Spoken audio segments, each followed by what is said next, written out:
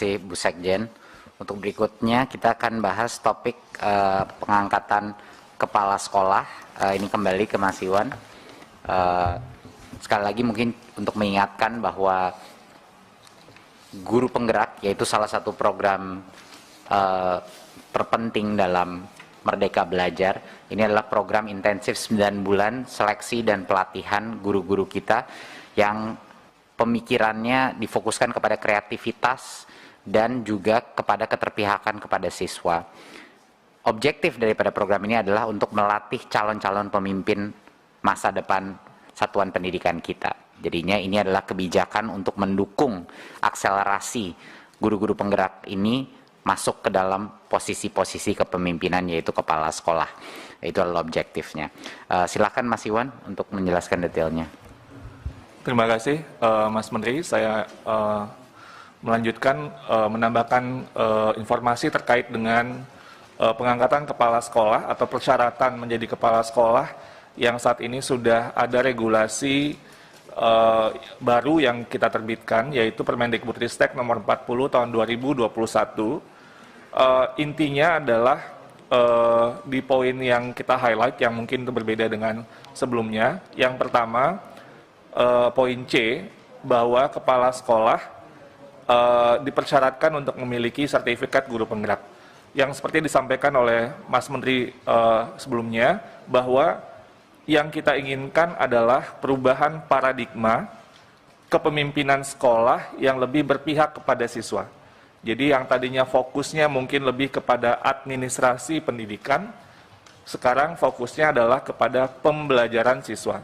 Ini yang selalu ditekankan oleh Mas Menteri, dan itulah kunci dari transformasi sekolah kita dengan kepala sekolah yang memiliki mindset yang baru, yaitu fokus kepada pembelajaran siswa. Jadi guru penggerak ini kadang-kadang dimaknai sebagai guru, padahal sebenarnya ini adalah guru plus, karena dia adalah pemimpin. Jadi ini adalah untuk pemimpin sekolah kita. Nah, yang poin D dan poin E itu mengakomodasi ke berbagai masukan di lapangan. Yang pertama, yang poin D, bahwa guru PNS, pangkat paling rendah, Pranata Muda tingkat 1 dengan golongan ruang 3B, bisa menjadi kepala sekolah. Dan ini adalah pertama kita melihat bahwa banyak sekali calon-calon pemimpin yang usianya mungkin masih muda dengan jenjang yang jabatannya mungkin masih belum tinggi, tapi sudah memiliki sebuah kompetensi yang baik dan bisa secara dinamis melakukan kreativitas, inovasi di sekolah-sekolah, dan ini bisa kita akomodasi. Selain itu juga di daerah-daerah yang sulit, yang kita tahu banyak daerah yang juga tidak ada kepala sekolah karena daerah-daerah tersebut sulit akses dan segala macam.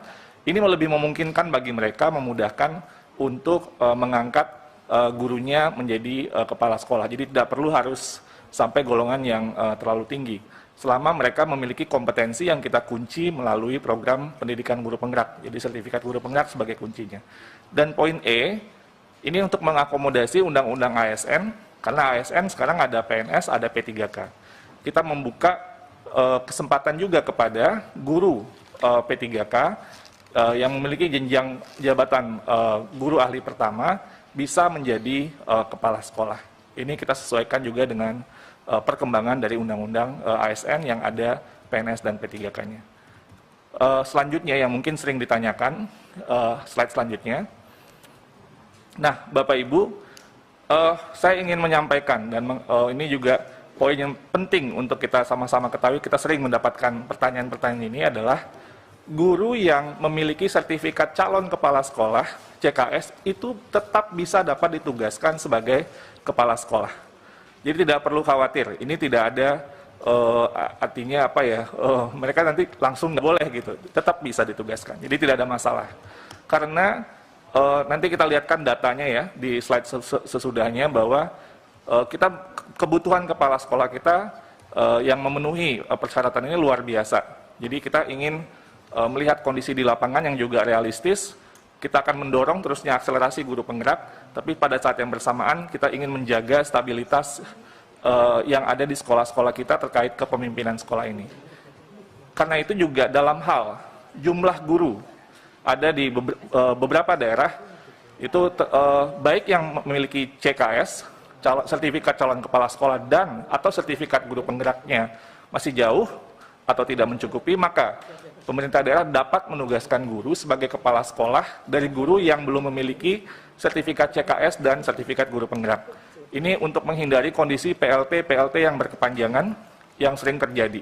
Jadi ini boleh temporer dan ini tapi tetap kita ditegaskan lagi bahwa penugasan guru sebagai yang dimaksud di poin di atas itu dilakukan sampai adanya guru yang memiliki sertifikat guru penggerak. Jadi kita akan terus akselerasi program guru penggerak, tapi pada saat yang bersamaan kita tahu kondisi di lapangan ini banyak PLT atau yang tidak ke kelas sekolah. Jadi yang CKS oke, bisa, dan untuk guru yang tidak CKS dan tidak sertifikat pun kalau dipercaya oleh Pemda boleh untuk 1 periode selama masa transisi ini. Jadi ini untuk menjaga stabilitas, nanti PLT-nya berkelanjutan, PLT 6 bulan tambah lagi nanti diganti lagi terus.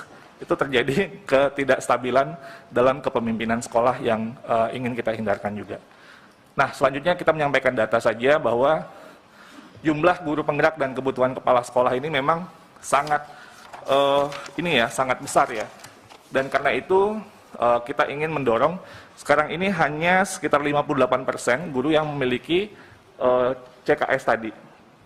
Dan kita ingin terus mendorong akselerasi guru penggerak yang tahun ini atau tahun lalu itu sekitar jumlahnya yang masuk dalam program 14.000. Tahun ini akan terus kita akselerasi menjadi 40.000 dan akan terus meningkat sehingga di tahun 2024 kita sudah bisa mencapai titik yang imbang antara kebutuhan supply dan demand itu bisa terjadi secara seimbang. Jadi itu, dan ini breakdown-nya Bapak Ibu. Jadi kenapa tadi ada aturan peralihan, karena kita melihat data. Kita melihat data dan melihat masukan-masukan, dan ini perlu dibuat sebuah intervensi. Kita ingin program yang berkualitas, tapi pada saat yang bersamaan kita ingin menghindari kondisi yang di lapangan yang terutama yang tidak ada supply sama sekali dari yang sebelumnya, atau juga akselerasi guru penggerak memerlukan waktu dalam waktu 1-2 tahun ke depan. Saya rasa itu yang bisa saya sampaikan, Mas Menteri. Terima kasih. Saya kembalikan ke Mas Menteri. Assalamualaikum warahmatullahi wabarakatuh. Terima kasih, Mas Iwan. Saya cuma ingin menekankan sekali lagi bahwa manusia terpenting dalam transformasi pendidikan. Kalau kita harus mengambil satu level manusia, itu bukan menteri, bukan dirjen. Yang terpenting itu sebenarnya kepala sekolah. Kepala sekolah itu adalah kunci daripada perubahan budaya pembelajaran di masing-masing sekolah. Jadi itu makanya guru penggerak ini salah satu program terpenting kita. Semakin besar nanti ke depannya guru penggerak, semakin lebih banyak guru-guru yang diposisikan. Dan selalu Komisi 10 kemarin menanyakan bagaimana Mas Menteri, kalau Mas Menteri misalnya udah nggak di sini lagi, gimana caranya kita bisa menjamin perubahan-perubahan ini terjadi. Ini adalah yang terpenting. Jadi mau menterinya siapapun, mau presidennya siapapun, guru-guru penggerak ini akan menjadi kepala sekolah dan mereka akan meneruskan gerakan Merdeka Belajar apapun kebijakannya. Jadi ini salah satu inisiatif terpenting. Tapi tidak perlu khawatir sama sekali karena jumlahnya masih jauh lebih sedikit. Walaupun kita akselerasi berapa kali lipat ganda masih kecil. Kebutuhan kepala sekolah besar sehingga semua yang punya sertifikat kepala sekolah itu masih bisa menempati posisi-posisinya. Jadi tidak perlu ada kekhawatiran, guru penggerak hanya diprioritaskan dulu untuk memasuki posisi tersebut.